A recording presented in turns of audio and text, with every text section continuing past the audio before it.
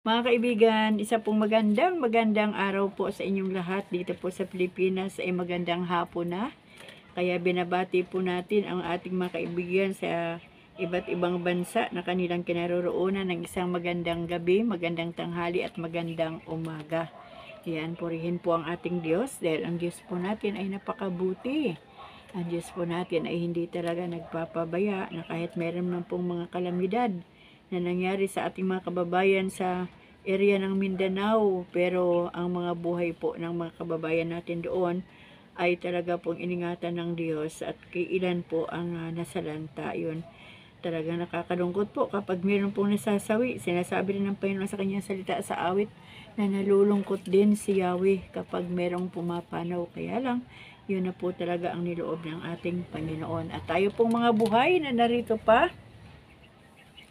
na laging sa Diyos umaasa, patuloy naman po natin gawin ang mga bagay na makakapagbigay ng karangalan sa dakilang pangalan ng ating Panginoong Hesus at makakapagdulot ng kagalakan sa puso ng ating Diyos. Kaya mga kaibigan ko, muli ay magbabasa po tayo ng salita ng Panginoon. Ngayon po ay pang day 32 na po natin at salamat sa Diyos dahil kakaisang buwan na po tayo mahigit.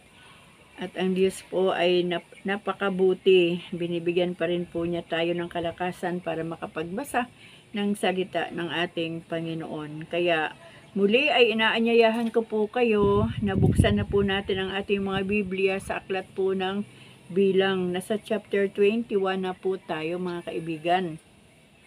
Gabayan po tayo ng ating Diyos sa pagbabasa natin ng kanyang salita at pagpalain po ng Diyos ang kanyang salita na ating binabasa, na ito po ay tumimo sa ating mga puso, sa ating mga isipan at makita po ang resulta nito sa ating mga buhay. Napakaganda po na nalalaman po natin ang simula, ang lahat ng ginawa ng Diyos na mga kamanghamanghang bagay at mga himala sa buhay ng mga Israelita. Kaya mga kaibigan, simulan na po natin. Dito po sa Bilang chapter 21 o sa English po, ang bilang ay numbers. Ayan, o number. Yan po. Ang title po nitong chapter 21 ay sinalakay ng mga Kananeyo ang mga Israelita. Ayan, simula na po ng labanan. Nabalitaan ng hari ng Arad, isang haring Kananeyo sa timog, na magdaraan sa Atarim ang mga Israelita. Sinalakay niya ang mga ito at nakabihag ng ilan. Kaya ang mga Israelita ay gumawa ng panata kay Yahweh. Sabi nila, ipalupig mo sa amin ang mga taong ito at dudurugin namin ang kanilang mga lungsod. Dininig naman sila ni Yahweh, kaya nang mabihag nila ang mga Kananeyo, ay dinurog nga nila ang lungsod ng mga ito. Ang lugar na iyo'y tinawag nilang Horma. Ang makamandag na mga ahas mula sa bundok ng Hor, nagpatuloy ang mga Israelita patungong dagat ng mga tambo upang lihisan ang Edom. Dahil dito, nainip sila sa pasikot-sikot na paglalakbay na yaon. Nagreklamo sila kay Moises. Ayan, nagreklamo na naman po ang mga Israelita. Inalis mo ba kami sa Ehipto para patayin sa ilang na ito? Wala kaming makain ni mainom. Sawa na kami sa walang kwentang pagkain ito. Dahil dito, sila'y pinadalhan ni Yahweh ng makamandag na ahas at sino mang matuka nito ay mamamatay. Kaya lumapit sila kay Moises, sinabi nila, nagkasala kami kay Yahweh at sa iyo. Idalangin mo sa kanyang paalisin ang mga ahas na ito. Dumalangin nga si Moises at ganito ang sagot sa kanya ni Yahweh, gumawa ka ng isang ahas na tanso, ilagay mo iyon sa dulo ng isang tikin at sino mang natuklaw ng ahas na tumingin doon ay hindi mamamatay. Gayon nga ang ginawa ni Moises mula noon, lahat ng matuklaw ng ahas ngunit tumingin sa ahas na tanso ay hindi namamatay.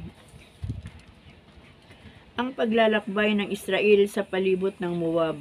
Ang bayang Israel ay nagpatuloy ng yugto-yugtong paglalakbay. Nakarating sila sa ubot. Mula roon, nagpatuloy sila sa pinagbabayanan ng Abarim, sa ilang na nasa silangan ng Moab. Pag alis doon, nagpatuloy sila sa lambak ng Sarid. Buhat naman dito ay nagtuloy sila sa kabila ng Arnon, isang lugar na nakapagitna sa lupain ng mga Amoreo at ng mga Moabita. Kaya natala sa aklat ng mga pagkikipagdigma ni Yahweh ang ganito, parang ipo-ipo, sinakop niya ang Wahib at ang kapatagan ng Arnon at ang kataasan hanggang sa kapatagan ng Ar at sa hangganan ng Moab.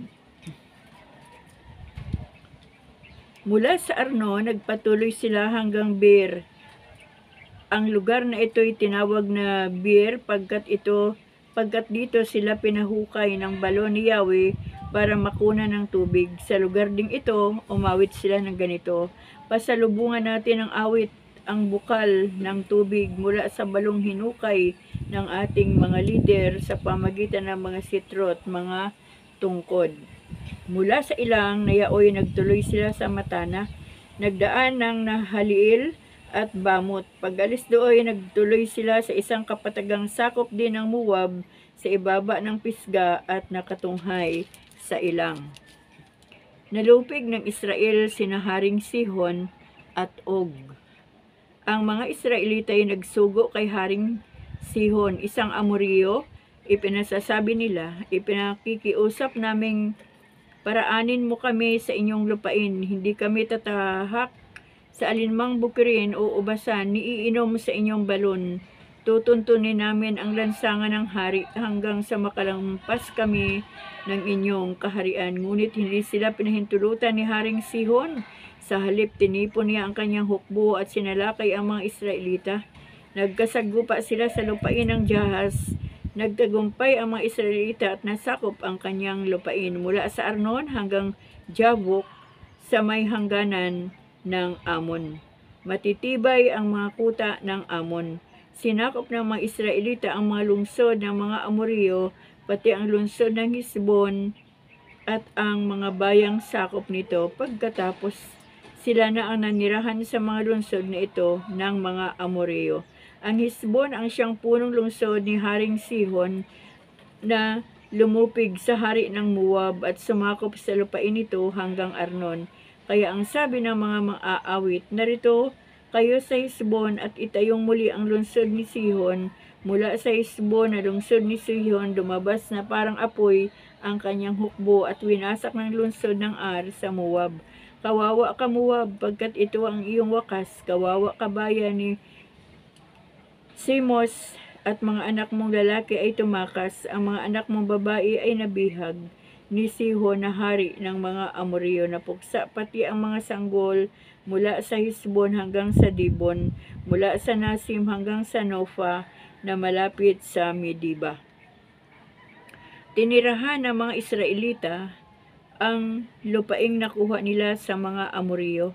Pagkatapos, si Moises ay nagsugo ng mga tiktik sa Jazer at nasakop din nila ito pati ang mga lupaing kanugnog nito. Pinalayas din nila ang mga Amoreo roon. Hinarap naman nila ang Basan, ngunit nila banan sila ni Haring Og sa Edrei. Sinabi ni Yahweh kay Moises, huwag kang matakot, pagkat ipalulupig ko siya sa iyo. Magagawa mo sa kanya ang ginawa mo kay Haring Sihon ng Hisbon. Napatay nga nila ang lahat ng tagaroon mula kay Haring Og hanggang sa pinakamaliit na mamamayan. Wala silang itinirang buhay at sinakop nila ang lupaing yaon. Chapter 22. Nasabilang pa rin po tayo mga kaibigan sa mga bago pa lang po nakakarinig nitong ating ginagawa dito sa YouTube channel ko. Nasabilang po tayo chapter 22. Ipinatawag ni Balak si Balaam. Nagpatuloy sa paglalakbay ang mga Israelita at humimpil sila sa kapatagan ng Moab. Sa gawing silangan ng Jordan sa tapat ng Jericho, ang lahat ng ginawa ng mga Israelita sa mga Amoreo ay hindi nalingid kay Haring Balak na anak ni Zippor. Ngunit hindi siya makakilos laban sa mga Israelita pagkat napakarami ang mga ito. Natakot sa mga Israelita ang mga Moabita, kaya sinabi nila sa matatanda ng Madian, uubusin ng mga taong ito ang mga bayan sa paligid natin tulad ng pag-ubos ng baka sa sariwang damo.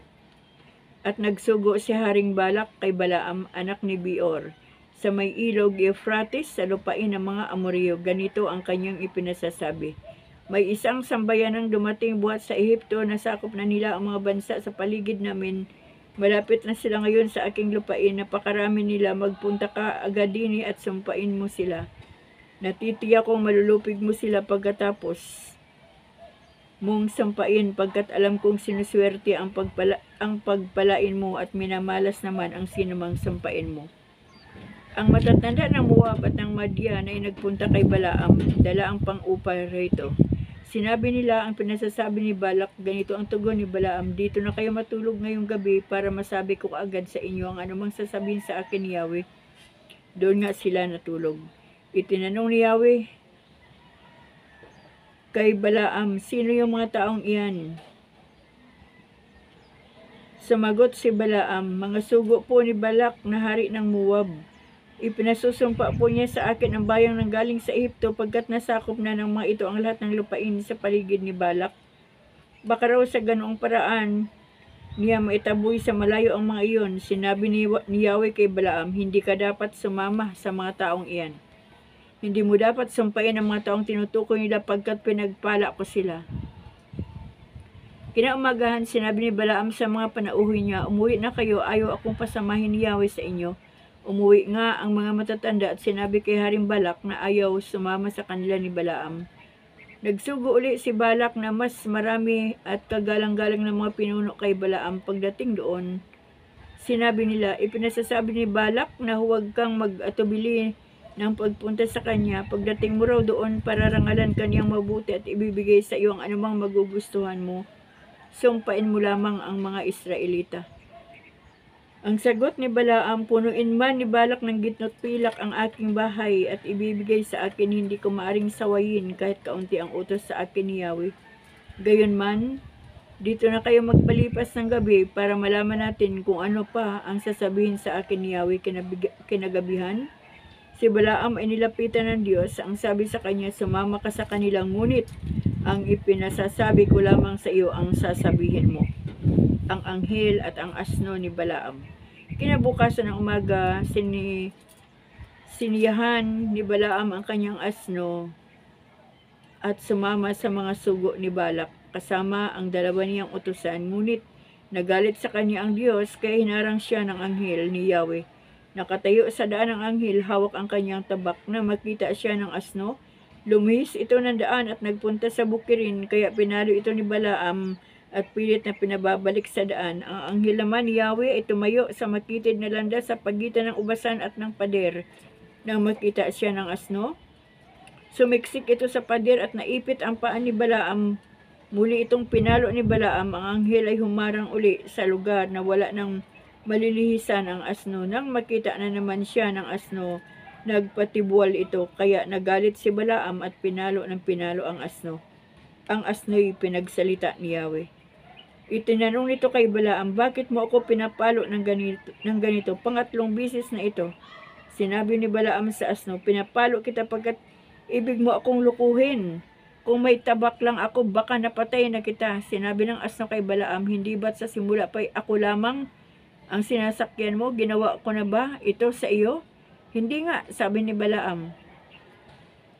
Dito'y niloob na ni Yahweh na makita ni Balaam ang anghel na nakatayo sa daan.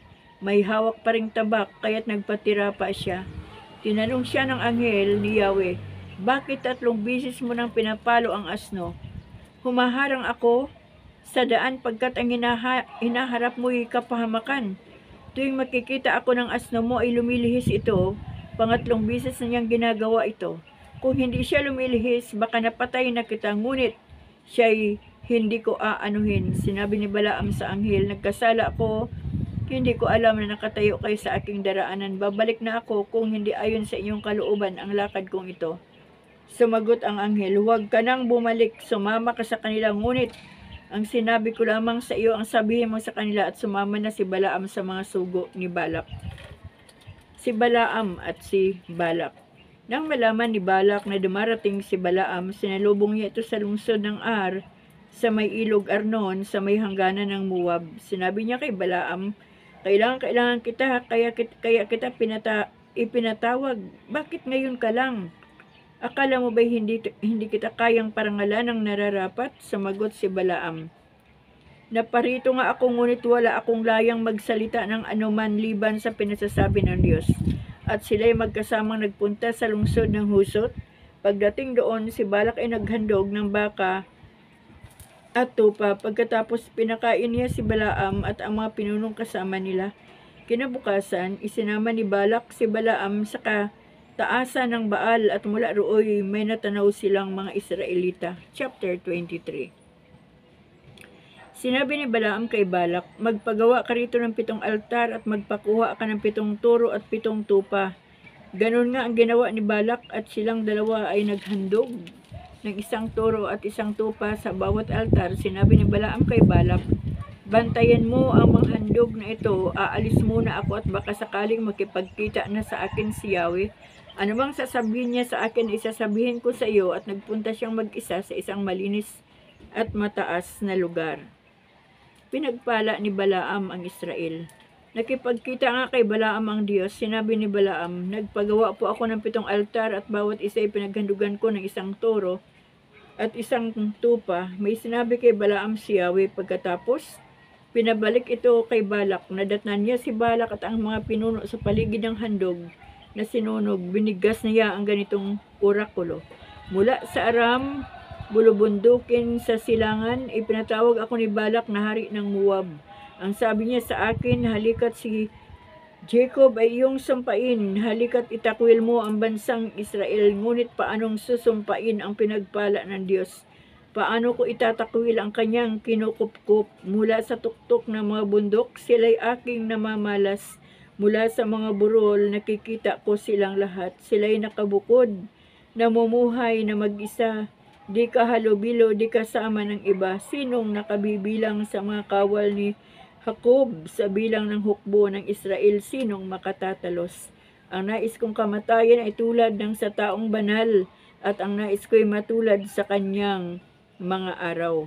Itinanong ni Balak kay Balaam, bakit ganyan ang ginagawa mo? Hindi ba tinawag kita para sumpain sila? Bakit mo pinagpala? Sumagot siya, hindi maaring di ko sabihan ang pinasasabi ni Yahweh. Sinabi sa kanya ni Balak, pumunta tayo sa ibang lugar, sa lugar na hindi mo makikita ang mga Israelita. Doon mo sila sumpain. At nagpunta sila sa bukirin ni Zophim sa taluktok ng Pisga. Nagpagawa sila roon ng 7 altar at bawat isa'y hinandugan ng 1 turo at 1 tupa. Sinabi ni Balaam kay Balak, bantayan mo ang mga handog at pupunta ako sa dako roon para makipagkita kay Yahweh. Pagkalayo niya ng kaunti, may sinabi sa kanya si Yahweh na pinasasabi kay Balak. Pagbalik niya, nakita niya si Balak at ang mga pinunong kasama nito na nakatayo sa paligid ng handog. Tinanong siya ni Balak, ano ang sinabi ni Yahweh? Binigkas ni Balaam ang ganitong pahayag.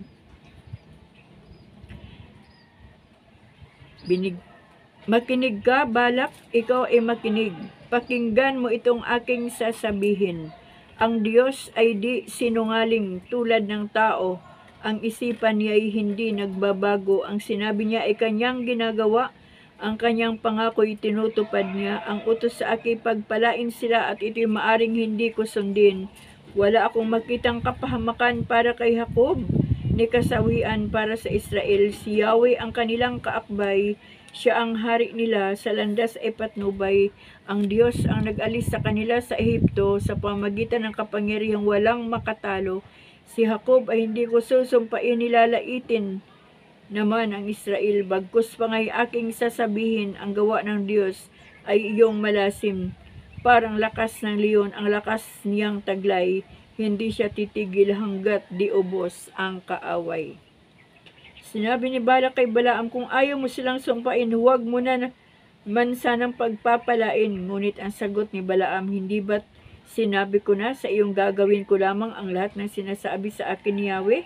Sinabi ni Balak, halika, lumipat tayo ng lugar at baka ipahintulot na ni Yahweh na sumpain mo roon ang mga Israelita. At magkasama silang nagpunta sa tuktok ng Peor at tinanaw nila ang ilang.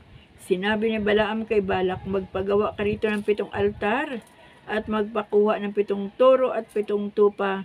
Gayon nga ang ginawa ni Balak. Bawat altar ay hinahandugan niya ng 1 toro at 1 tupa. chapter 24. Nang matiyak ni Balaam na ibig ni Yahweh na pagpalain niya ang Israel, hindi na siya humanap ng mapagbabatayan ng kanyang hula. Tulad ng dati, tumanaw siya sa ilang at nakita ang kampo ng Israel, sama-sama bawat lipi. Nilukuban siya ng Espiritu ni Yahweh at siya'y nagpahayag. Ang pahayag ni Balaam na anak ni Beor. Ang pahayag ng taong may malinaw na paningin, ang salita na nakikinig sa salita ng Diyos, nang nakakikita sa pangitain buhat sa makapangyarihan, nang nabulagta sa lupay gen may nanatiling malinaw ang paningin. Anong ganda, O Jacob, ng iyong mga tulda, kay inam, O Israel, ng iyong tirahan. Wari kapatagang napakalawak, parang hardin sa baybay ng batis. Wari punong kahoy na mabango, itinanim ni Yahweh, matataas na punong sedro sa tabi ng mga bukal. Ang tubig ay umaapaw sa lahat niyang sisidlan, kapangyarihan niya'y madarama sa lahat ng lugar. Ang hari niya ay higit na malakas kaysa kay Agag, at ang kaharian niya ay napakalawak. Inialis siya ng Diyos sa bansang Ehipto. Ang lakas na ginamit niya ay waring lakas ng toro. Kaaway niya ay lulupigin, pati butoy dudurugin. Sa tulis ng palaso niya, lahat sila ay tutuhugin. Siya ay parang leon kung magpahingalay, walang mga ngahas gumambala sa kanyang pagkahimlay. Pagpalain nawa ang sa iyo ay nagpapala, susumpain ang lahat ng sa iyo ay dudusta. Pahayag ni Balaam, galit na galit si Balak kay Balaam. Pinagtiim niya ang kanyang mga bagang at galit na sinabi, hindi ba't ipinatawag kita para sumpain ang aking mga kaaway? Bakit mo sila pinagpala? At 3 ulit pa, mabuti pa'y umuwi ka na, pararangalan sana kita, pero hinadlangan yaon ni Yahweh. Sinabi ni Balaam kay Balak, sinabi ko na sa iyong mga sugo, na kahit ibigay mo sa akin ang lahat mong pilak at ginto, ay hindi ko gagawin yaong hindi ipinagagawa sa akin ni Yahweh. Sinabi ko rin sa kanila na ang sasabihin lamang sa akin ni Yahweh ang siya kong sasabihin. Oo, uuwi ako, ngunit sasabihin ko muna sa iyo kung ano ang gagawin sa iyo ng bayang ito balang araw. Muli siyang nagpahayag.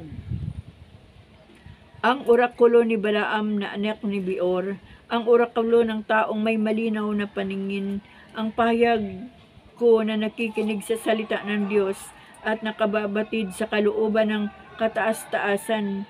Nakikita sa pangitain ng makapangyarihan, maaring mabuwal ako, gayon may malinaw ang aking paningin. Nakikita ko ngunit hindi ngayon, siya ay aking namamalas ngunit hindi sa malapit. Isang tala ay sisikat mula sa lahi ni Jacob, lilitaw ang isang hari mula sa lipi ni Israel. Ito ang dudurog sa ulo ng Moab, lilipulin niyang lahat ang mga anak ni Seth, sasakupin niya ang Edom, gayon din ang Seir. Samantala'y lalakas ang bansang Israel, sila'y lulupigin nitong si Israel. Ang nalalabi sa mga lungsod ay kanya pang dudurugin. Nang makita niya sa pangitain ang Amalek, ay sinabi ang ganito, ang Amalek ay bansang pangunahin, ngunit sa huli siya ay dudurugin. Sinabi pa niya na makita sa pangitain ng mga senyo, tirahan mo ay matibay, nakatayo sa mga muog, gayunman ikaw Kain ay tiyak na madudurog. Di magtatagal, bibihagin ka ni Asor. Nagpatuloy siya sa kanyang pahayag. Sinong maaring mabuhay? Pag ito'y isinagawa ng Diyos, darating ang mga barko mula sa Kitim upang kanilang lusubin si Asor at si Iber. Ngunit sa bandang huli, siya ay malulupig pagkatapos si Balaam ay umuwi na. Ganon din naman si Balak. Chapter 25. Sinamba ng Israel si Baal Peor. Samantalang nakahimpil sa Sitim ang mga Israelita, sila'y sumiping sa mga babaeng Moabita. Inanyayahan sila ng mga ito sa paghahandog nila sa mga Diyos-Diyosan. Ang mga Israelita ay nakikain ng mga haing yaon at nakisamba sa mga Diyos-Diyosan doon. Nakisamba nga kay Baal Peor ang mga Israelita, kaya nagalit sa kanila si Yahweh. Sinabi niya kay Moises, tipunin mo ang mga lider ng Israel at ipabitay ng hayagan para mapawi ang galit ko laban sa Israel. Sinabi ni Moises sa mga hukom, patayin ninyo ang lahat ng kasamahan ninyong sumamba kay Baal Peor. Samantalang si Moises at ang buong bayan ay nanangis sa harap ng tuldang tipanan. Dumating ang isang Israelita may kasama itong Midianita at hayagang ipinasok sa kanyang tulda. Nang makita ito ni Finis na anak ni Eleazar at apo ni Aaron, umuwi siya at kumuha ng sibat. Sinundan niya sa tuldang Israelitang may tangay na Midianita at tinuhog silang dalawa. Sa gayon, itinigil ni Yahweh ang pananalot sa Israel. Gayunman, 24,000 ang namatay sa salot na iyon. Sinabi ni Yahweh kay Moises, dahil sa ginawa ni Finis, ipinagmalasakit niya ang aking karangalan. Kaya hindi ko lilipulin ang mga Israelita. Sabihin mo, hindi ko siya pababayaan, pati ang kanyang angkan magpakailanman. Ang pagkasaserdote ay mananatili sa kanya at sa kanyang angkan, pagkat ipinagtanggol niya ang aking karangalan at binayaran niya ang kasalanan ng Israel. Ang Israelitang nagsama ng Midianita at napatay ni Finis ay si Zemre na anak ni Salo at isa sa mga pinuno ng angkan sa lipi ni Simeon. Ang Midianita naman ay si Cosbi na anak ni Zor, isa sa mga pinuno ng angkan sa Madian. Sinabi ni Yahweh kay Moises, pahiran ninyong mabuti ang mga Midianita tulad ng dinanas ninyo dahil sa paghihikayat nila sa inyo sa pagsamba sa mga Diyos-Diyusan sa Peor at sa ginawa ng kababayan nilang si Cosbi na pinatay ni Finis noong kasalukuyang pinahihirapan ko kayo ng salot. Chapter 26, ang pangalawang pagtatala ng mga Israelita. Pagkalipas ng salot, sinabi ni Yahweh kina Moises at Eleazar, itala ninyo ang mga Israelita na maaring ibilang sa hukbo mula sa 20 taon pataas. Dahil dito, tinipon nila ang mga pinuno sa kapatagan ng Moab sa tabi ng Jordan sa tapat ng Jericho at ipinatala ang mga Israelita tulad ng iniutos ni Yahweh kay Moises. Ito ang talaan ng mga Israelitang umalis sa Ehipto. Sa lipi ni Ruben na panganay ng Israel ay si Hanok at ang sambahayan nito, si Falyo at ang kanyang sambahayan, si Hesron at ang kanyang sambahayan, si Carmi kasama ang kanyang sambahayan. Iyan ang bumubuo sa lipi ni Ruben. Lahat-lahat ay 43,730. Ang anak ni Falyo ay si Eliab at ang mga anak ni Eliab ay sina Nemuel, Datan at Abiram. Sina Datan at Abiram kasama ng pangkat ni Kore ang nanguna sa mga Israelita sa paghihimagsik laban kina Moises at Aaron at kay Yahweh. Si Kore naman at ang kanyang 250 kasama ang nilamon ng lupa. Ang mga pangyayaring ito ay nagsilbing babala sa bawat isa. Hindi nila kasamang namatay ang mga anak ni Kore. Ito naman ang kabilang sa lipi ni Simeon, ni Nemuel at ang kanyang sambahayan, si Jamin at ang kanyang sambahayan, si Jakin at ang kanyang sambahayan, si Zera at ang kanyang sambahayan, at si Saul at ang kanyang sambahayan. Lahat-lahat ng kabilang sa lipi ni Simeon ay 22,200.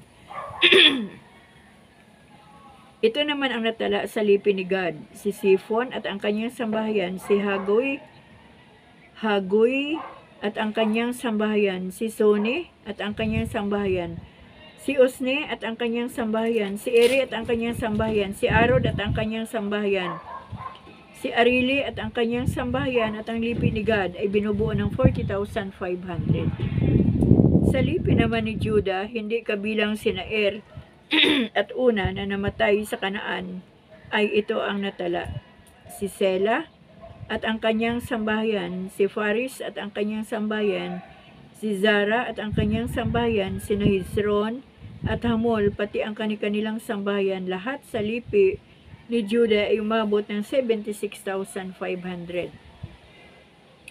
Ito naman ang lipi ni Isakar, si Tula at ang kanyang sambahayan, si Puwa at ang kanyang sambahayan, si Jasub at ang kanyang sambahayan, at si Simron at ang kanyang sambahayan. Lahat-lahat sa lipi ni Isakar ay 64,300. Ito naman ang kabilang sa lipi ni Zabulon, si Sired at ang kanyang sambahayan, si Elon at ang kanyang sambahayan, si Jaliel at ang kanyang sambahayan. Lahat-lahat ay 60,500. Ang lipi ni Jose ay pinagdalawa, ang lipi ni Manasis at Ephraim. Ito po si Manasis at Ephraim, ito po ay mga anak ni Jose, na anak po ni Jacob na tinawag na pong Israel. Ito ang natala sa lipi ni Manasis ay ang sambahayan ni Maker at ang anak nitong si Galaad. Ito naman ang bumuo sa angkan ni Galaad si Jeser at ang kanyang sambahayan. Si Hilik at ang kanyang sambahayan, si Asriel ang kanyang sambahayan, si Kem at ang kanyang sambahayan, si Simida at ang kanyang sambahayan, at si Hefer at ang kanyang sambahayan, si Solofihad na anak ni Hefer ay hindi nagkaanak ng lalaki kundi panay babae. Sina Maala, Noah, Hogla, Milka at Tersa. Lahat-lahat sa angkan ni Manasis ay 52,700. Ito naman ang natala sa lipi ni Ephraim.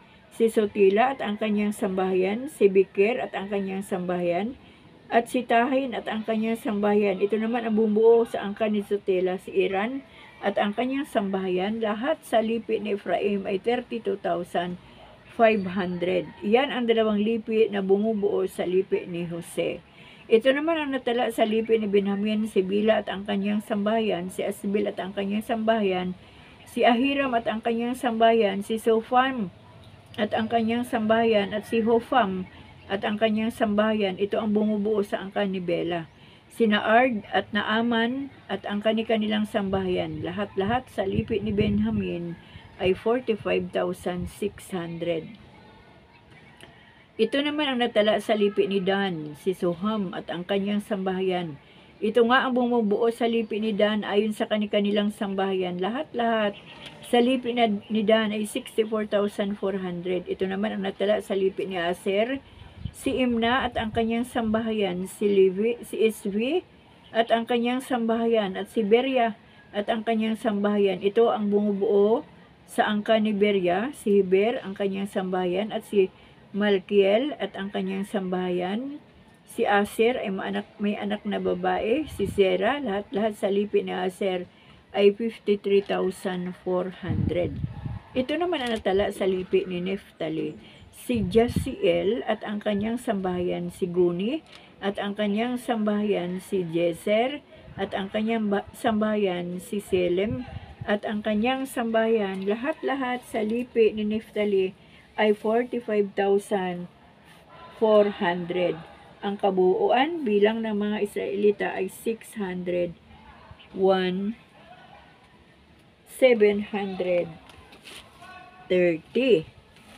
Marami po talaga ang angkan ng mga Israelita. Libo-libo.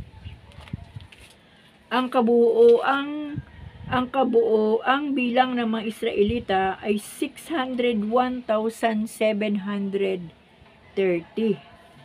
Ang paghahati ng lupain. Sinabi ni Yahweh kay Moises, ang lupain ay hahatiin mo ayon sa laki ng bawat lipi.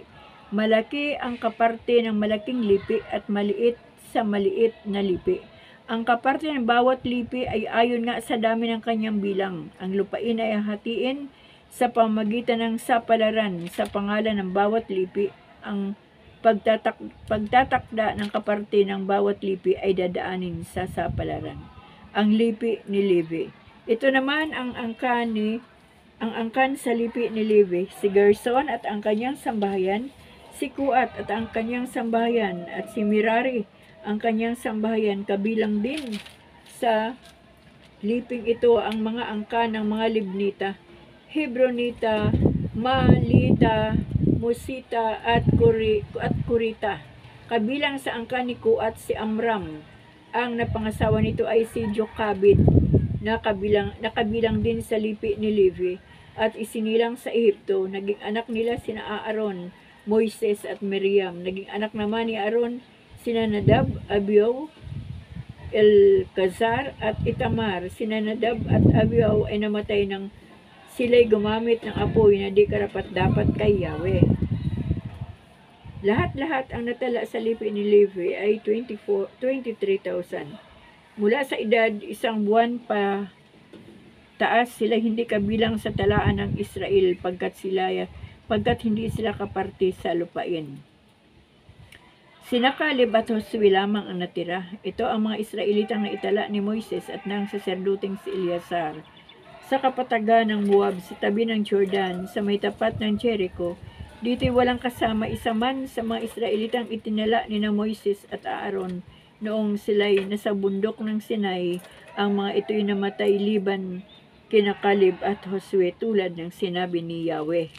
Ayan, dito po tayo magwawakas muna mga kaibigan o magtatapos sa chapter 26 na sa 6th chapter po ang ating binasa ngayong hapon. At salamat sa Panginoon dahil ang Diyos po ay napakabuti. Talagang nakita po natin, organize po talaga ang paggabay ng ating Panginoong Diyos, ng ating Diyos Ama sa buhay ng mga Israelita.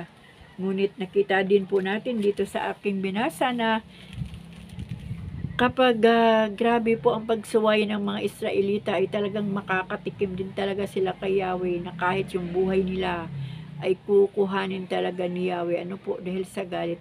Reklamador po talaga ang mga Israelita. At bawat reklamo nila, ang Diyos po ay nagpapakita ng galit. Bagamat nagagalit, ngunit naroon pa rin ang pagsama sa kanila at sila'y pinagpapala, iniingatan at ipinagtatanggol sa mga kaaway. At si Balaam naman po at saka si Balak, ang kulit-kulit ni Balak, talagang gusto niyang sumpain ni Balaam ang mga Israelita. May mga tao din po sa buhay natin sa panahong ito na nais nilang mapahamak ang kanilang kapwa. Ngunit kapag tayo po ay mga tunay na anak ng Diyos, hindi lamang po ang mga Israelita ang ginagabayan ng Panginoon hanggang sa kapanahonan ito. Bagamat tayo man po na kahit hindi po tinatawag na lahi ng Israelita, ang paggabay ng Diyos sa atin ay hindi po natatapos. Na kahit sino man po ang mga tao na nag-aaksaya ng panahon para tayo po ay ipahamak, ngunit ang Diyos po ang tagapagtanggol natin. Dahil sa salita po ng Panginoon, meron po siyang ipinangako. Ang sabi niya, ako ang iyong tanggulan laban sa iyong mga kaaway at akin ang paghihiganti. Kaya kahit gaano man katindi ang mabalak ng isang taong masama laban sa kanyang kapwa, lalo na sa mga anak ng Diyos, hindi po talaga ito magtatagumpay dahil ang Diyos po ang kanilang makakalaban at kakampi po natin bilang mga anak ng Diyos ang ating Panginoon. Kahit ano pang gawin ng mga tao na masama o binabalak na masama sa kanilang kapwa, kapag kakampi po natin ang Diyos, hindi po sila magtatagumpay. Kaya yan mga kaibigan, marami po tayong nabasa ang mga lipi o yung mga sambahayan. Napakadami, hindi na uubos ang mga Israelita maliban doon sa 600 plus thousand na itala, hindi pa kasali yung mga sanggol, yung mga bata, yung mga below 20 years old ay napakarami pa. So, ibig sabihin sumisibol po ang mga Israelita. Hanggang sa panahong ito ay patuloy na sumisibol ang lahi o angka ng mga Israelita at patuloy din naman nakasama po nila si Yahweh ang ating Diyos at hindi po sila pinababayaan kahit sila po ay nandoon na sa Israel sa lupang pangako ng Diyos sa kanila. Alam niyo po ang mga bagay na kaloob ng Diyos sa ating mga buhay ay dapat po talaga nating pasalamatan. Nabasa ko po kanina doon na sinasabi ng mga Israelita yung pagkain na binibigay sa kanila ng Diyos ay walang kwenta. Grabe ano po, parang ako po ay nasaktan, no? Para pong nakakapangilabot isipin na kapag may blessing ang Panginoon tapos sasabihin natin walang kwenta ito, walang kwenta itong pagkain ito, walang kwenta itong mga bagay na ito, di po ba? Nung dumating po tayo sa mundong ito, wala po tayong dala. Tapos nung nagkaroon po tayo ay sasabihin pa natin walang kwenta. Lalo na po sa ating mga pagkain ng araw po mga kaibigan, ano? Hindi ko po yan kinakahiya. Talaga pong tahasan ko pong kinukwento yung buhay namin bilang isang pamilya nung araw. Nung ako'y bata pa doon sa lugar ng Sibuyan Island. Ayan, magpapatotoo na naman po ako sa inyo mga kaibigan. Alam nyo po, nung araw, wala po kaming Diyos. Ang aming mga magulang ay walang Diyos. Ang aking nanay ay panay po ang luhod doon sa kanyang mga estatwa doon po sa kanyang mga Diyos-Diyosan, pero lalong-lalo pong nagkakagulo ang aming sambahayan. Pagulo ng pagulo, patapang ng patapang ang aking mga kapatid at ang aming tatay. At doon po sa panahon na nagkakagulo ang aming sambahayan, bata pa po ako noon, kitang-kita ko po kung paano itatapon ng tatay ko yung pagkain kasi hindi niya nagustuhan at ang nanay ko po ay sinasaktan niya. Alam niyo po, nakakagalit ng puso na yung pagkain na gusto mong matikman na inihahanda ng aming nanay sa aming tatay na bago man po kami makakain ay yung tatay muna namin ang hahainan. Tapos itatapon lang doon sa lupa. Punong-puno ng buhangin yung pagkain. Umiiyak ang puso ko sa panghihinayang at sa galit ko sa aking tatay. Siguro ang mga edad ko noon ay mga 5 years old, 7 years old. Basta bata pa po ako hanggang sa teenager na po ako, ay ganun pa rin po ang aking nakikita. Pero habang katagalan, parang normal na lang sa akin yung nakikita kong itinatapon yung mga grasya at wala po pa po akong alam patungkol po sa pananampalataya. At salamat sa Diyos, mga kaibigan, dahil hindi po nagkulang ang Diyos sa buhay ng aking mga magulang. Sorry po. Dumating din po yung ang panahon na kilala nila ang Panginoon at sinuko nila ang kanilang mga buhay. At ngayon po, kapiling na po sila ng Diyos. Tumino rin po sila. Grabe po ang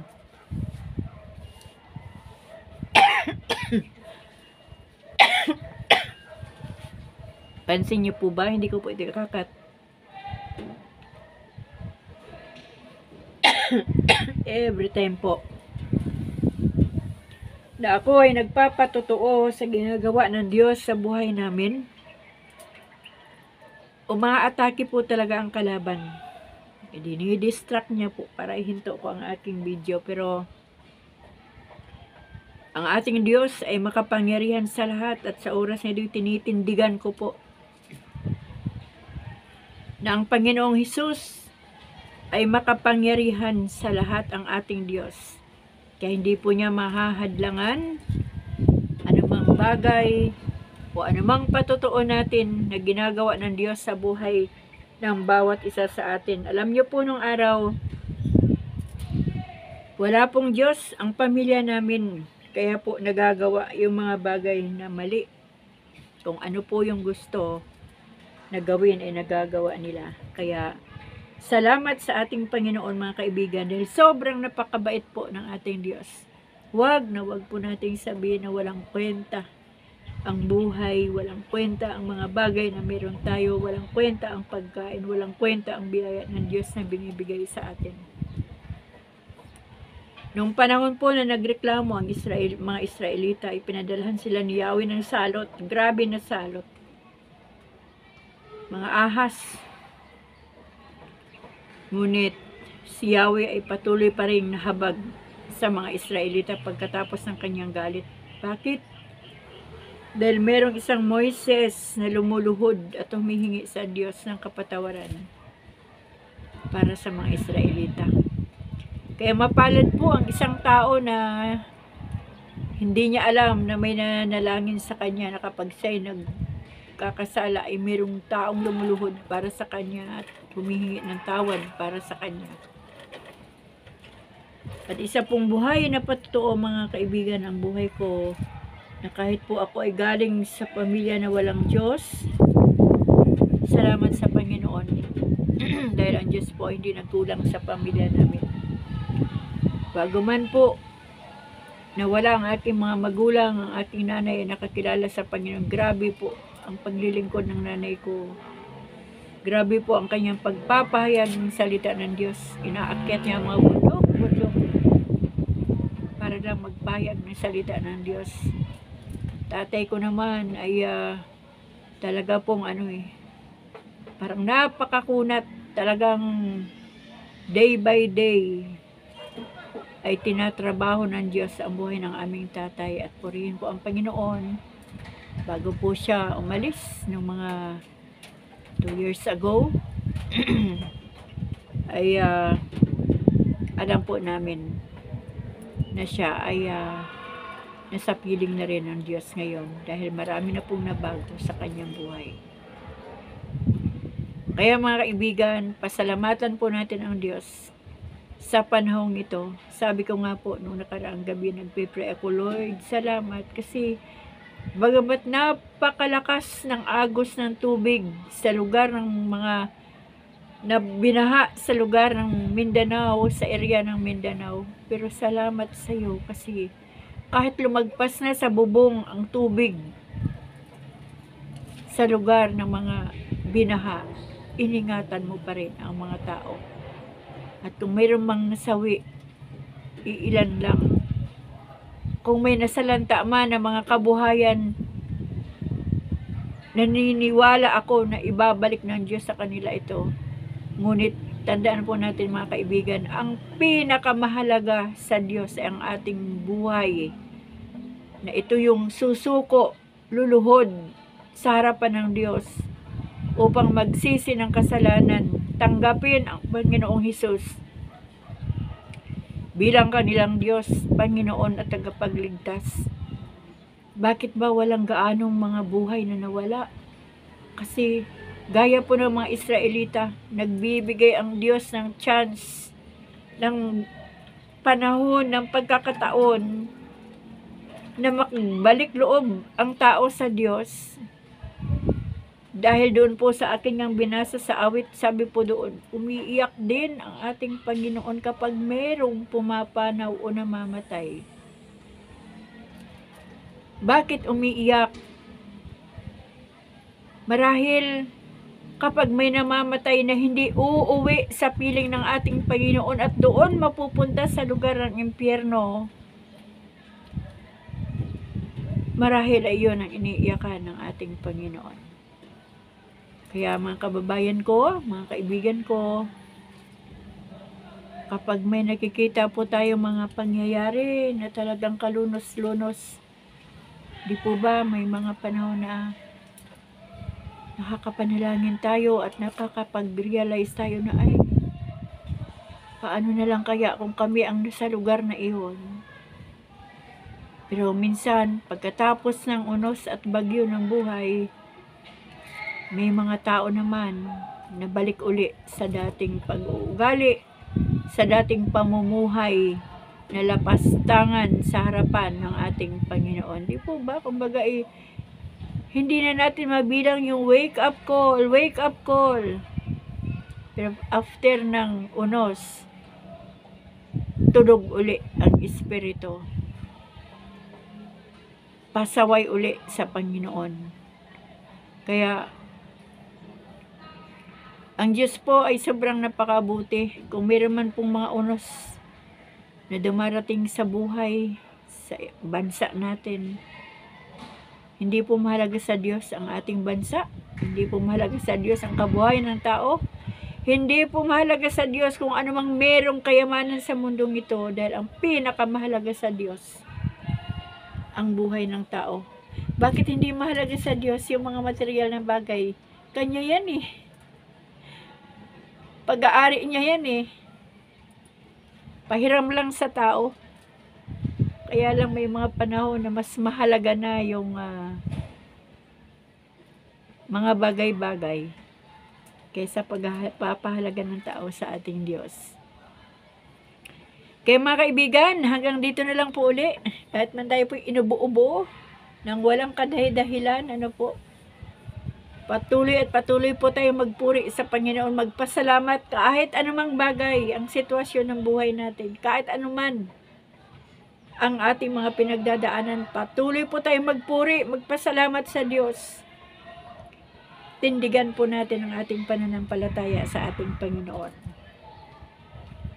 Kaya hanggang dito lang po muli, bukas po ay magkikita-kita po tayo. Pagpalain po tayong lahat ng ating Diyos. Amen.